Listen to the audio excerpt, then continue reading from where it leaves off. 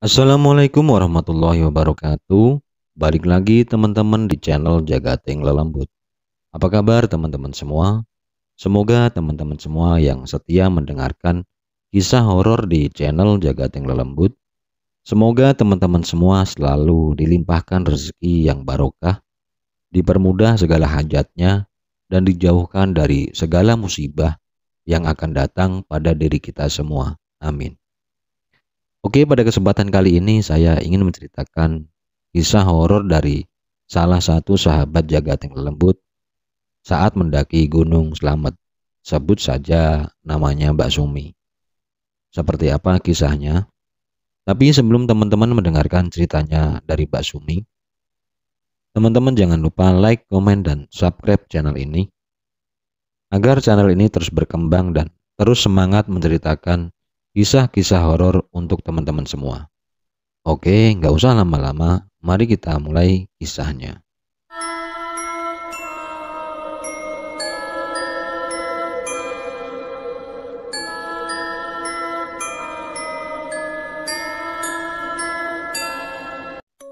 Ini adalah pengalaman seorang pendaki, sebut saja namanya Sumi, di mana dia dan teman-temannya mendaki ke Gunung Slamet via Bambangan. Sebelumnya Sumi dan suaminya bernama Rangga dan satu orang teman lagi bernama Wisnu sudah pernah melakukan pendakian ke Gunung Slamet pada tahun 2018. Namun karena Sumi mengalami cedera kaki, Sumi tidak bisa melanjutkan pendakiannya sampai ke puncak. Dia berhenti hanya sampai pos 5 saja. Sedangkan Rangga dan Wisnu berhasil mencapai puncak. Untuk menghilangkan rasa penasarannya, Sumi bermaksud untuk kembali mendaki ke Gunung Slamet pada tanggal 26 Juni 2019. Pendakian kali ini, Sumi ditemani teman-temannya yang bernama Dion, Sandy, Rudy, Mega, dan Arif. Sumi dan teman-temannya memulai pendakian pada tanggal 28 Juni 2019 dengan target sampai di puncak pada tanggal 28 Juni 2019, yang mana pada tanggal 28 Juni itu bertepatan dengan tanggal lahirnya Sumi. Di pendakian kali ini, semua anggotanya sudah berpengalaman dalam hal pendakian. Dengan meminta izin kepada suami untuk mendaki, Sumi dan teman-temannya berangkat ke base camp Bambangan dengan menggunakan bus sepulang kerja. Belik menjadi tempat penjemputan Sumi dan teman-temannya oleh driver mobil yang disewanya. Sepanjang perjalanan menuju ke base camp Bambangan, Sumi dan Mega saling bertukar cerita mengenai pengalamannya dalam mendaki gunung. Salah satunya adalah pendakian Mega ke Gunung Semeru yang banyak mengalami kejadian mistis. Sehingga sejak saat itulah Mega mulai peka terhadap hal-hal mistis.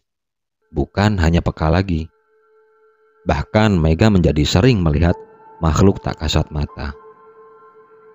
Ketika mereka berdua sedang asik bercerita, Arif mengingatkan kepada Mega untuk tidak cerita tentang hal-hal mistis karena dikhawatirkan akan membuat teman-teman yang lain menjadi takut, mengingat mereka baru saja akan memulai pendakian. Sebelum pendakian dimulai, di perjalanan Sumi menyampaikan kepada rekan-rekannya bahwa kemungkinan besar Sumi dan Dion akan menginap 2 malam di atas, mengingat kemampuan Sumi sudah tidak seperti dulu lagi. Maklum, usia Sumi ini sudah kepala 4, dan Sumi membebaskan teman-temannya yang lain jika hendak turun terlebih dahulu setelah tiba di puncak. Mereka pun tidak keberatan, namun mereka tetap berharap agar bisa turun bersama-sama. Mereka sampai di base camp Bambangan pada tanggal 27 Juni. Mereka istirahat sebentar untuk packing ulang. Sebagian besar barang bawaan Sumi, khususnya logistik, pindah ke carrier Dion. Kebetulan saat pendakian ini, Dion berperan sebagai teman baik sekaligus porter bagi Sumi. Singkat cerita, mereka memulai pendakian pada jam 10.15 pagi. Setelah perjalanan panjang dan melewati beberapa pos, mereka sampai di pos 3 pada pukul 14.45. Dan setelah istirahat sebentar, mereka lalu melanjutkan jalan ke pos 4 sama Rantau. Sumi dan Mega diminta untuk jalan lebih dulu oleh teman-temannya karena mereka sedikit lambat dibanding yang lain. Sumi yang sejak awal sudah berjalan berdampingan dengan Mega mulai was-was karena Sumi sendiri sedikit agak sensitif terhadap kehadiran makhluk-makhluk gaib, meskipun Sumi tidak bisa melihatnya secara nyata. Begitu tiba di pos 4, sampailah mereka pada area yang seperti parit besar dan gelap. Mega pun meminta Sumi untuk berhenti. Mega lalu bertanya, "Arahnya kemana?" "Itu ke arah yang seperti parit. Yuk Mega." Sumi mengajak Mega untuk segera berjalan karena tempat itu membuat mereka berdua merasa tidak enak.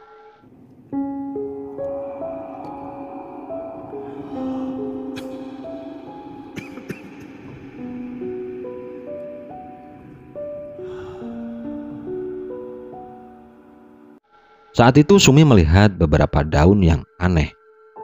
Daun itu seakan-akan menari-nari sendiri, padahal tidak ada angin. Mega kemudian berkata dengan sedikit berbisik, "Iya Mbak, aku tahu ke arah itu. Tapi kita harus tunggu yang laki-laki duluan. Kamu tahu kan Mbak?" Mega lalu menatap Sumi seperti kode. Sumi mengerti akan kode itu, yang artinya kemungkinan ada makhluk-makhluk halus. Tak lama kemudian Dion muncul, diikuti dengan teman-teman yang lain. Mega meminta Dion untuk jalan duluan. Entahlah, begitu yang laki-laki muncul, Sumi dan Mega merasa kalau sesuatu yang tadi hadir sekarang menjauh. Dan akhirnya mereka tiba di pos 5 pada pukul 16.30 sore. Sesampainya di pos 5, mereka pun langsung mendirikan tenda. Malam itu biasa saja, tidak ada sesuatu yang aneh. Tapi saat makan malam, sambil menuju ke arah shelter, Mega bilang ke Dion, "Berani lu Yon tidur di situ? Itu loh tempatnya." Dion hanya tertawa kecil sambil bilang, "Ah, biarin aja. Biasa itu. Emang mau ngapain juga sih? Kan masing-masing aja." Perlu kalian tahu, Dion ini memang agak spesial. Dia punya seperti pendamping sejak kecil, dan dia bisa berkomunikasi dengan hal-hal gaib. Namun pendampingnya itu sudah tidak pernah ikut lagi, meskipun bisa tiba-tiba datang. Konon menurut ceritanya, sosok itu tinggi besar. Kepalanya memiliki tanduk di depan dan di samping, melingkar berlawanan ke arah belakang. Nah, coba kalian bayangin tuh, gimana bentuknya? Serem gak? Mungkin kalau saya punya pendamping seperti itu, saya sendiri mungkin setiap hari akan pingsan. Karena saya pasti tidak mampu melihat pendamping saya wujudnya seperti itu. Lanjut ke ceritanya. Karena tenda hanya ada 2, Sumi ikut numpang tidur di tendanya Sandy dan Rudy. Kebetulan Sandy dan Rudy ini umurnya sama dengan anaknya Sumi. Sedangkan Dion memilih untuk istirahat di shelter pos 5 tersebut. Sedangkan Mega dan Arif tidur di tenda yang satunya lagi. Malam berlalu, di pos 5 terasa sangat damai dan masih ramai akan suara pendaki yang masih ngobrol hingga dini hari.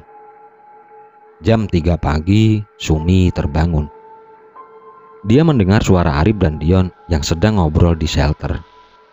Sumi lalu membangunkan Sandy dan Rudy untuk bersiap-siap. Sumi keluar tenda dan masuk ke shelter. Lalu Dion langsung membuatkan Sumi minum. Dengan rasa penasaran, Sumi bertanya, "Apakah semalam baik-baik saja?" Dion hanya tersenyum. Dia bilang, "Semalam pas mau tidur, tiba-tiba seperti ada yang nyambit. Kayaknya pakai kayu. Terus, ya biarin aja lah. Kan nggak ganggu. Kita kan cuma tidur di balai doang."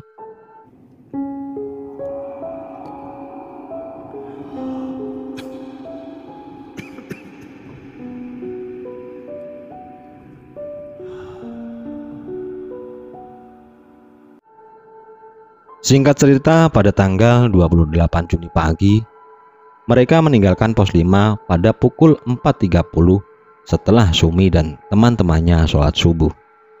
Dan alhamdulillah, mereka semua berhasil mencapai puncak.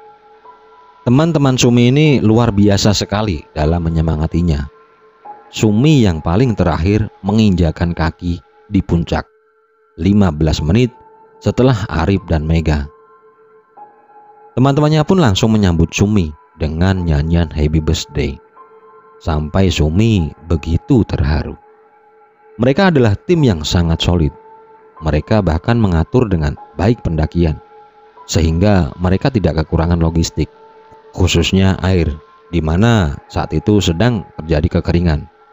2 sumber air di pos 3 dan di pos 5 kering. Mereka turun dari puncak tanpa kehabisan air. Bahkan, mereka sempat memberikan persediaan air mereka pada pendaki lain. Salah satunya yang mereka temui di pos 7, yaitu sepasang pendaki yang perempuan sudah terlihat sangat lemas, sudah tidak mampu berjalan karena kehausan. Sementara persediaan air mereka habis.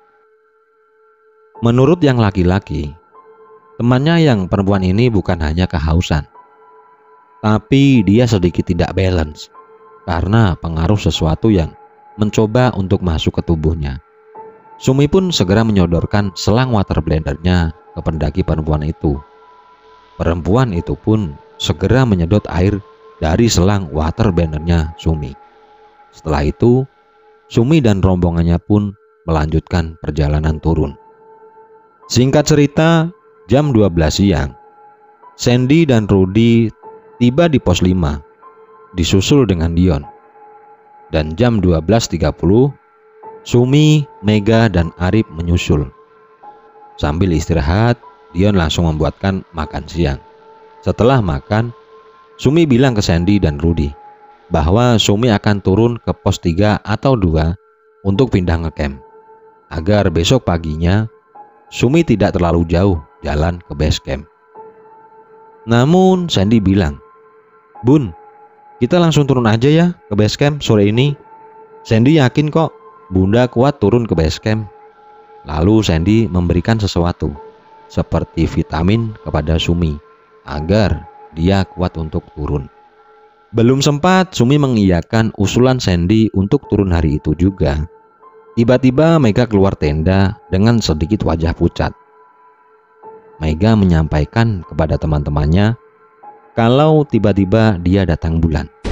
Dion dan Sandy mendengar itu langsung bilang ke Sumi, "Gimana Bun?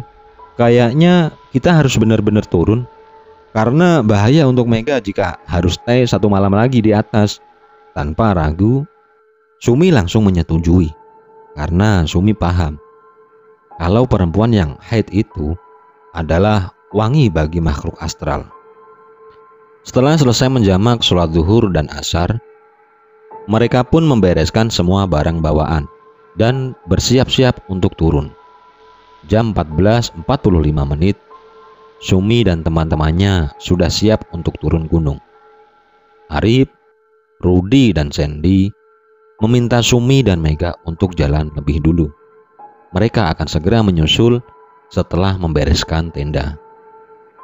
Kemudian Sumi juga meminta Dion untuk ikut turun bersama. Tidak lupa, Sumi bicara ke Dion secara perlahan. "Dion, tolong jangan jauh-jauh ya. Aku agak was-was dengar cerita mistis interaksi makhluk halus pada wanita haid." Dion yang waktu itu juga membawakan carrier Sumi langsung menenangkan dan bilang kalau Sumi akan terus melihat Dion di depan. Dion pun selalu berhenti di tiap tikungan dan spot-spot yang agak gelap. Saat sampai di pos 3 masih aman. Dion lalu meminta Mega melepaskan carrier-nya untuk dibawanya sekalian. Karena Mega tampak sedikit lemas. Mega memang sedang merasakan mulas dan wajahnya cenderung pucat dan dingin. Tidak tanggung-tanggung, Dion langsung membawa 3 carrier. Lanjutlah jalan ke pos 2 dan pos 2 bayangan. Perjalanan masih aman. Mereka istirahat di pos itu selama 10 menit sambil menikmati teh hangat.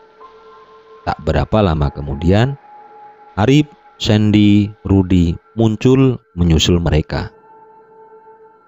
Baru istirahat sebentar, Rudy kaget karena kantong sampahnya tertinggal di pos 2. Akhirnya mau tidak mau, dia pun harus kembali lagi ke pos 2. Pada saat Rudy kembali ke pos 2, Arif dan Sandy menunggu di pos 2 bayangan. Sedangkan Sumi dan Mega melanjutkan perjalanan turun. Sementara itu, Dion sudah pamit duluan kepada teman-temannya untuk menunggu di pos 1.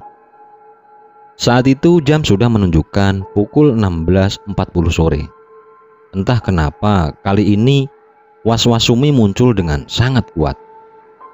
Sumi pun bertanya kepada sejumlah pendaki yang baru tiba di pos 2 bayangan. Apakah pendaki ke atas dari pos 1 cukup banyak? Banyak, Mbak. Dari base camp juga masih banyak. Perasaan Sumi agak tenang di situ. Dia berpikir kalau di perjalanan menuju pos 1, mereka pasti akan berpapasan dengan banyak pendaki. Jadi tidak akan sepi. Dimulailah perjalanan dari pos 2 bayangan menuju ke base camp. Dan disinilah kejadian-kejadian menegangkan dimulai. Tak jauh meninggalkan pos 2 bayangan, mereka berdua bertemu dengan 5 pendaki.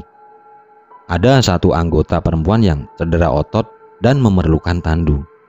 Salah satu rekan mereka yang laki-laki berencana turun segera ke base camp untuk meminta bantuan kepada tim evakuasi.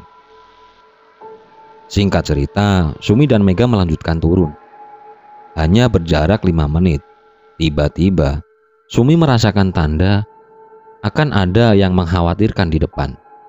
Dan benar saja, baru beberapa langkah, beberapa daun terlihat ada yang menari-nari. Padahal tidak ada angin. Kondisi ini persis seperti saat berada di perjalanan dari pos 3 ke pos 4 pada saat dia mendaki Gunung Arjuno via Purwosari. Seketika itu bulu kuduknya berdiri. Sumi lalu bermaksud untuk mengalihkan perhatian Mega supaya tidak tahu. Tapi ternyata Mega justru lebih peka dan dia melihat apa yang Sumi tidak bisa lihat. Beberapa saat kemudian, tiba-tiba Sumi melihat daun-daun dan akar dari pohon yang ada di atas bergerak secara kasar dengan suara seperti ranting patah, seperti ada yang sedang menuruni pohon tersebut. Tapi Sumi tidak melihat apapun yang turun dari atas pohon. Di saat yang bersamaan, beberapa ilalang dari sebelah kiri bergerak dengan sangat kuat, seperti ada yang bergerak-gerak di dalamnya. Keadaan itu membuat wajah Sumi menjadi pucat. Nah, seketika itu dia semakin merinding. Dan saat itu Mega juga panik dan memucat. Dia langsung memegang kuat tangan Sumi dan meminta Sumi untuk berjalan dengan lebih cepat. Mega bilang, "Bunda, kita harus seperti ini. Pegangan terus, jangan terlepas ya." Sumi mengangguk paham karena Mega lebih tahu. Tergopoh-gopoh mereka turun dengan kondisi trek kering yang berkerikil. Sumi dan Mega beberapa kali tergelincir, beberapa kali hampir jatuh. Apalagi lelah kaki mereka belum hilang setelah turun muncak tadi. Ujung-ujung jari kaki Sumi terasa sangat sakit. Sumi beberapa kali tergelincir Mega berusaha agar tangan Sumi tidak terlepas dari genggamannya.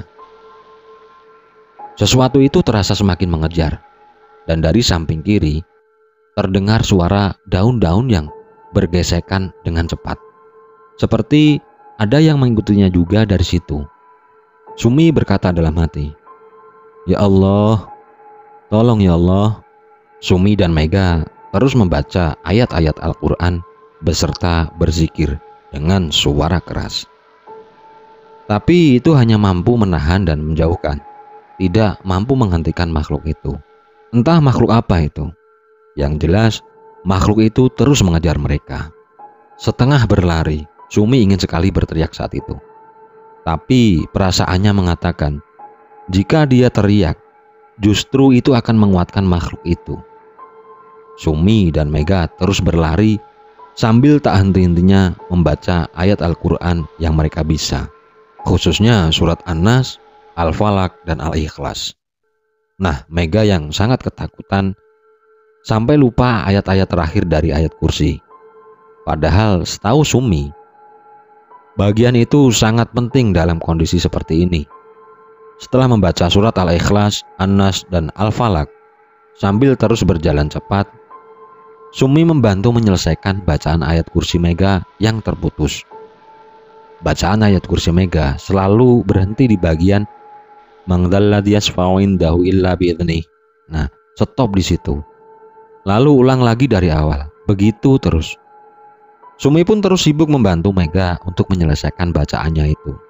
Karena bagian penting yang tidak selesai dibacakannya itulah yang konon dapat mengusir mereka.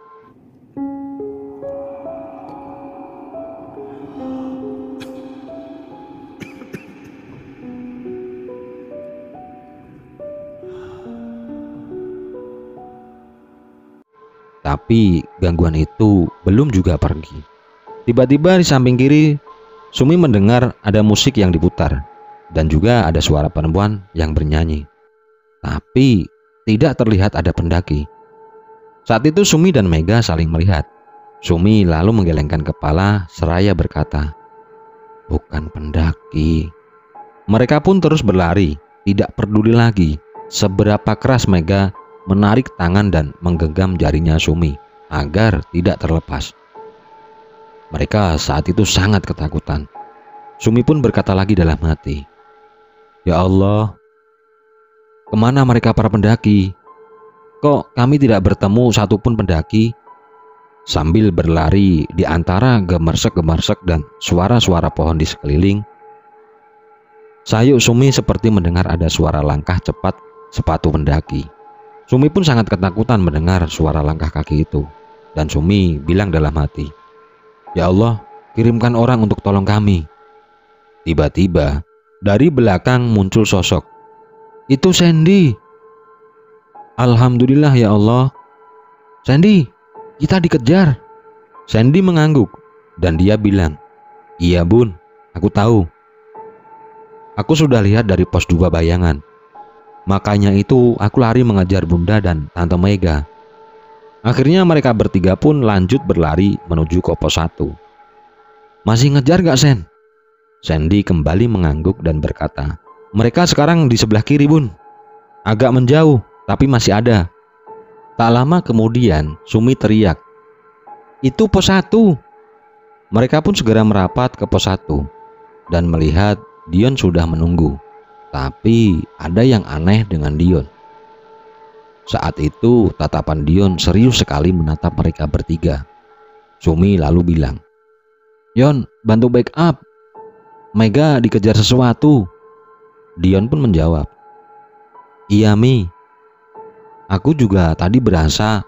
Tadi waktu jalan ke sini, kakiku juga sempat dipegangin. Ini masih berasa."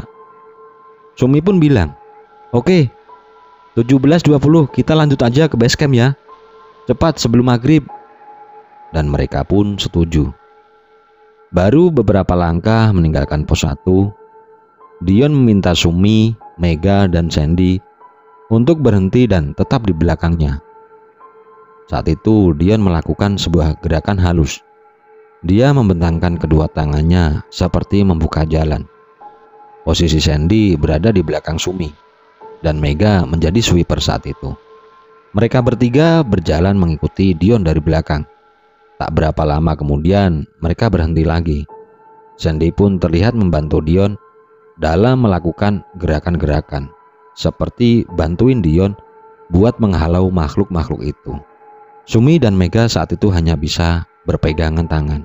Setelah Dion dan Sandy selesai, mereka berempat pun melanjutkan perjalanan. Tapi tiba-tiba Dion terdorong jatuh. Sumi langsung istighfar.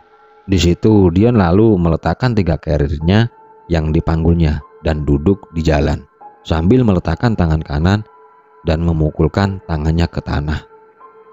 Wajahnya menghadap ke depan sambil sekali menunduk, seperti sedang berkomunikasi.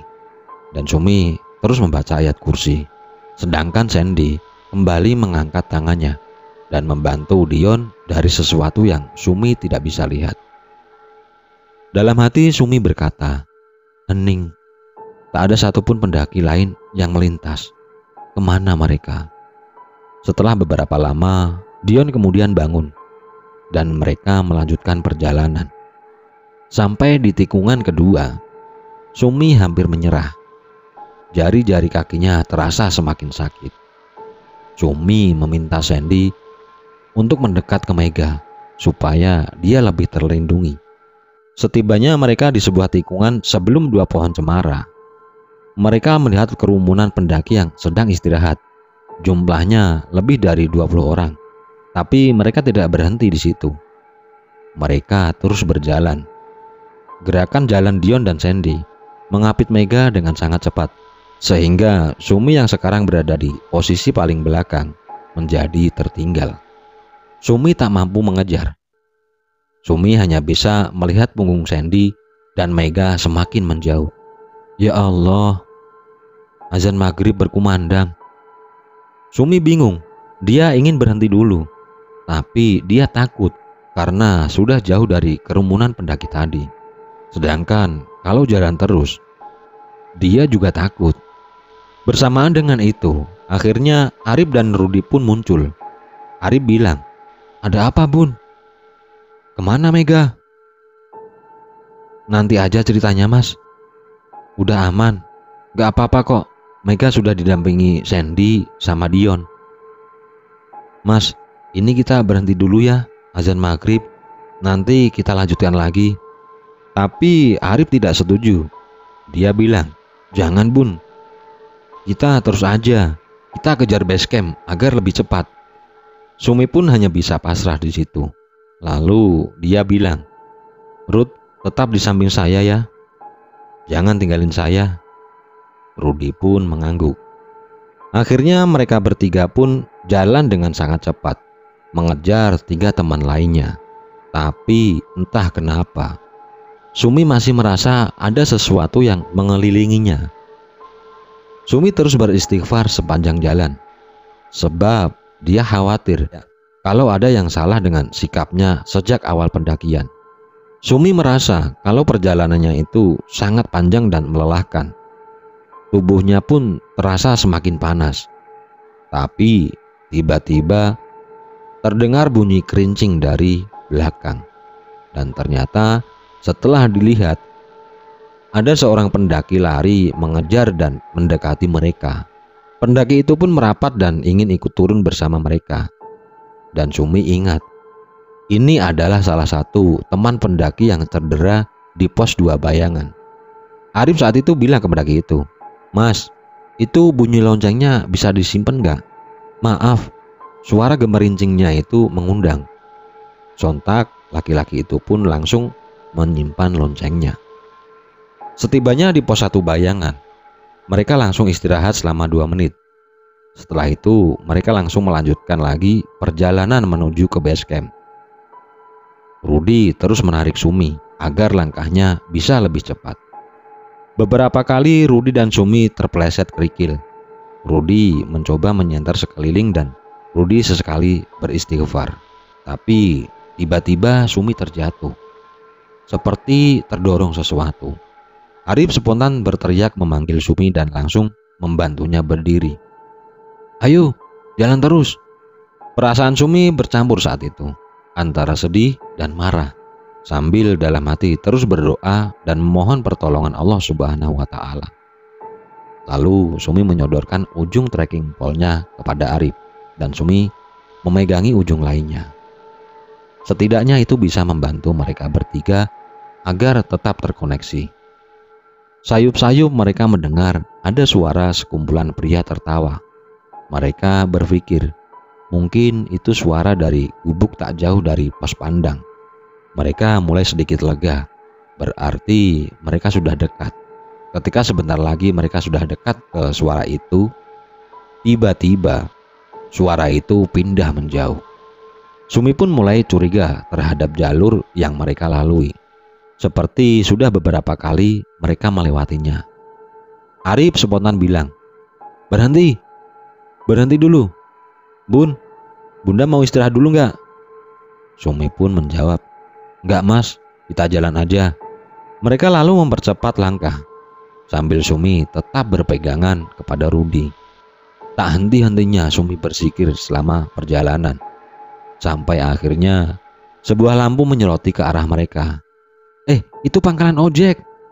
Hanya ada 2 tukang ojek saat itu. Sumi bertanya dalam hati, "Kok cuman 2? Perasaan tadi suaranya rame, seperti ada 5 atau 6. Arif lalu menyarankan Sumi untuk naik ojek saja. Sumi sebenarnya ragu karena takut jatuh. Tapi untuk memudahkan yang lain berlari cepat menuju base camp, dia pun akhirnya setuju. Singkat cerita, akhirnya Sumi tiba di base camp. Sumi melihat Mega, Sandy, Dion sedang duduk di dalam untuk istirahat. Mega sudah tidak terlihat pucat lagi. Sumi pun memberikan salam. Sambil berjalan masuk, teman-temannya pun menyambut salam Sumi. Kemudian disusul oleh Rudi dan Arif. Setelah duduk dan istirahat, Sumi pun bertanya, Yon, Sen, cerita dong. Kenapa tadi aku merasa masih dikejar? Padahal Mega sudah jauh bersama kalian." Mega pun menjawab, "Noda headku bun, ada di karirnya Bang Arif." Astagfirullah. Apa sih wujud mereka yang ngejar kita? Banyak bun, tapi yang paling menonjol makhluk besar serupa monyet. Telinganya panjang seperti kambing. Matanya satu di tengah-tengah dan warnanya merah. Dia lari bukannya pakai kaki bun, tapi pakai buntut. Sedangkan Sandy melihat makhluk hitam besar yang terus mengincar Mega. Suara ramai yang Sumi dengar sepanjang jalan adalah suara makhluk-makhluk yang berada di samping kanan dan kirinya Rudi. Ketika Rudi memegang tangan Sumi, Rudi merasa kalau karirnya itu sangat ringan, seperti ada yang menarik ke atas. Tapi ketika Sumi naik ojek dan meninggalkan Rudi, karirnya terasa berat dan seperti berada di punggungnya lagi. Untung saja mereka tidak melepaskan pegangan tangan mereka, sehingga sulit bagi makhluk halus itu untuk mengambil Mega. Dikarenakan suasana base camp saat itu ramai dengan pendaki, maka Sumi dan teman-temannya memutuskan untuk minta dijemput malam itu juga oleh Mas Budi. Mas Budi ini adalah driver sewaan mereka. Mereka lalu berniat untuk numpang menginap di rumah Mas Budi karena mereka sangat butuh istirahat dan bersih-bersih dengan tenang. Untung saja Mas Budi tidak keberatan menjemput dan mengizinkan mereka untuk menginap di rumahnya. Mereka pun tiba di rumah Mas Budi dengan selamat. Dan malam itu mereka istirahat dengan tenang, tertidur pulas sampai waktu subuh selesai. Oke, cukup sekian dulu kisah horor dari Mbak Sumi. Pelajaran yang mungkin bisa kita petik dari kisah Mbak Sumi ini, yaitu jangan pernah meninggalkan teman atau kawan yang sedang cedera saat mendaki gunung. Terus temani dia, semangati dia, agar dia tidak mudah roboh. Karena kalau kalian tega meninggalkan dia, kita tidak akan tahu dengan apa yang terjadi pada teman kita yang kita tinggal. Dan pastinya kalau kita meninggalkan dia, itu akan sangat berbahaya. Mungkin cukup sekian dulu kisah horor dari channel Jagateng Lelembut. Nantikan cerita horor yang lainnya di channel ini. Assalamualaikum, salam Jagateng Lelembut.